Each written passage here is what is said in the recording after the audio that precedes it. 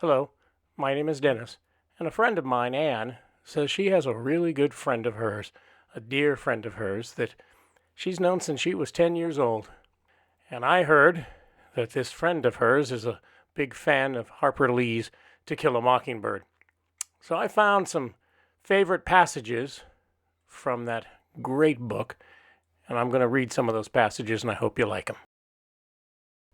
You never really understand a person until you consider things from his point of view, until you climb into his skin and walk around in it. Mockingbirds don't do one thing but make music for us to enjoy. They don't eat up people's gardens, they don't nest in corn cribs, they don't do one thing but sing their hearts out for us. That's why it's a sin to kill a mockingbird. When a child asks you something, answer him for goodness sake, but don't make a production of it.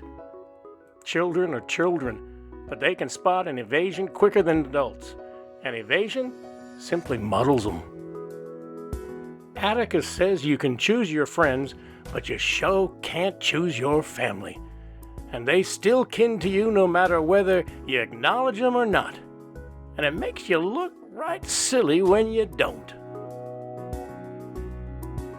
You might hear some ugly talk about it at school. But do one thing for me, if you will. You just hold your head high and keep those fists down. Don't let them get your goat. Try fighting with your head for a change. If there's just one kind of folks, why can't they get along with each other?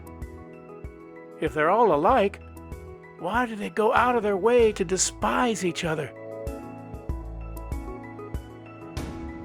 Scout, I think I'm beginning to understand something. I think I'm beginning to understand why Boo Radley stayed shut up in the house all this time. It's because he wants to stay inside. It was an old town, but it was a tired old town when I first knew it. There was no hurry. There was nowhere to go, nothing to buy, and no money to buy it with. Nothing to see outside the boundaries of Macomb County.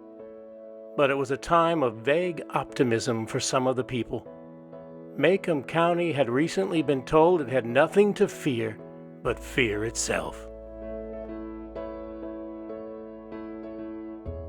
It was times like these when I thought my father, who hated guns and had never been to any wars, was the bravest man who ever lived.